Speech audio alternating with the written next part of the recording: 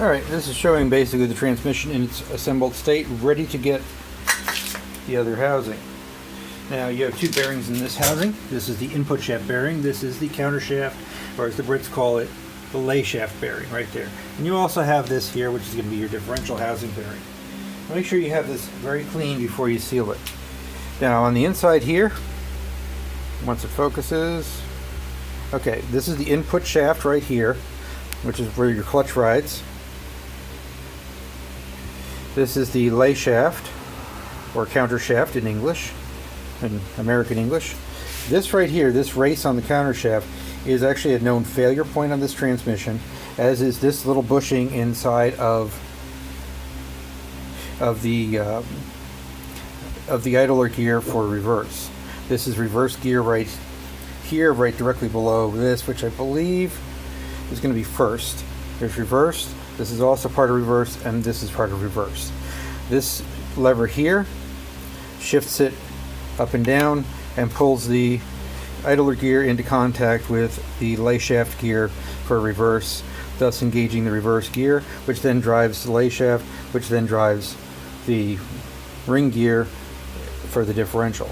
This part of the differential, if you want to know, is aluminum, which is questionable, but okay.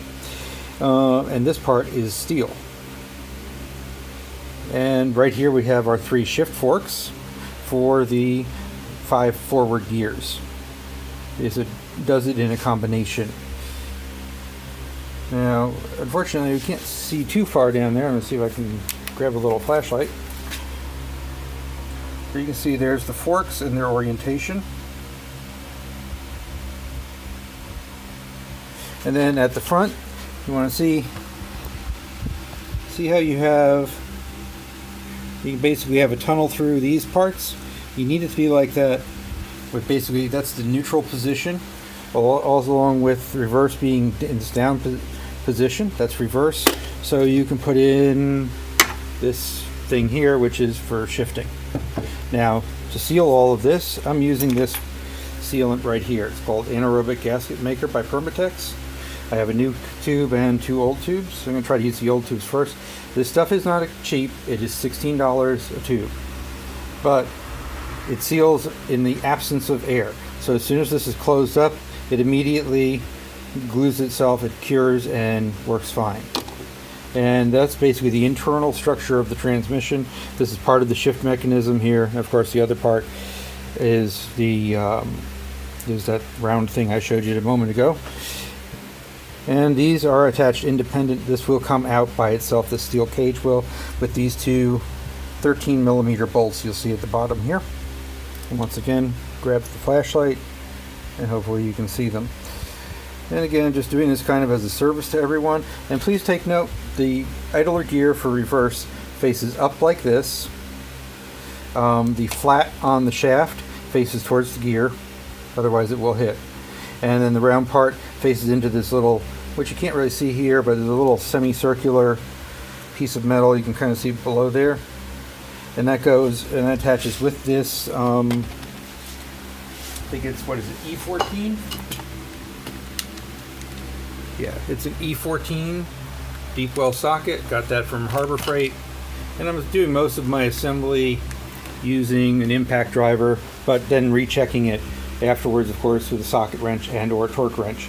However, the torque wrench is kind of pointless because BMW figures this should not be rebuilt by anyone, and we should just sell you a new transmission whenever there's even the minorest of faults inside of it. So I'm just kind of having to guess and make it, yep, feels kind of tight. Time to move on. Unfortunately, that's kind of where you're at. So, and I also made a modification here where I have, this was where the source of my rattle noise was right here on the outside. And this right here, the semicircle, is where the magnet is. So what I did is I took a nylon washer and put it behind. If it deteriorates, that's PTFE, and it's not as bad as, say, steel getting into there if it rattles free. But that is going to be the sacrificial piece, is going to be that nylon plastic, and it's not as hazardous for the bearings as some other things are. But I don't think that's going to be a problem. The car's 15 years old.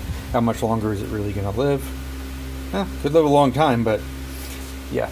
It probably won't. Oh, and this right here, this should be the reverse light switch or the neutral safety switch. I don't know which one because I haven't really tried to figure out electrically what it does.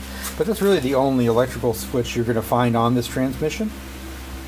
And removing these is quite hard. I show it in another video the wrong way, and don't do it the way I did it because I broke the transmission case. What you want to do is you want to drive the shaft through the bearing. You don't want to drive the bearing through the case. The case is bottom ended and you will rip the case to pieces. I had to have the case re-welded in this transmission.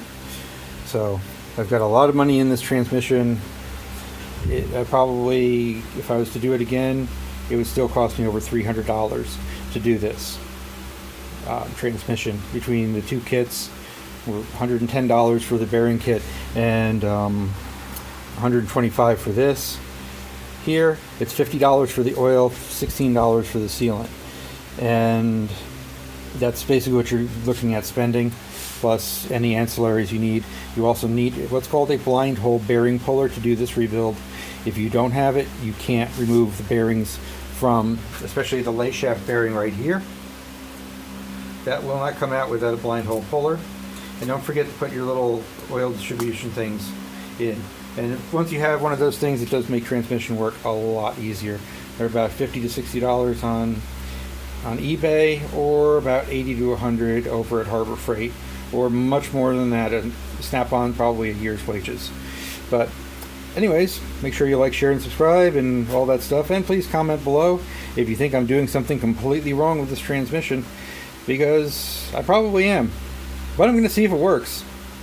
And unfortunately, it's probably still going to make some noise, but I'm letting this new gear break in because it seems to be the only thing that makes any sound in this transmission. Because I take it out, it's dead quiet. I took it out, ran it with the lid on, didn't make any noise. Put this back on, I could hear some noise. So that's the issue. And it's a brand new gear, and it probably just has to establish a wear pattern like the old one did. But the old one, the bushing, you can see the copper is completely gone, and it is loose on the shaft. So that's why I'm not reusing that. I'm a perfectionist. I could probably make do with it, but I'm not gonna. Anyways, that's the end of the video. Have a good day.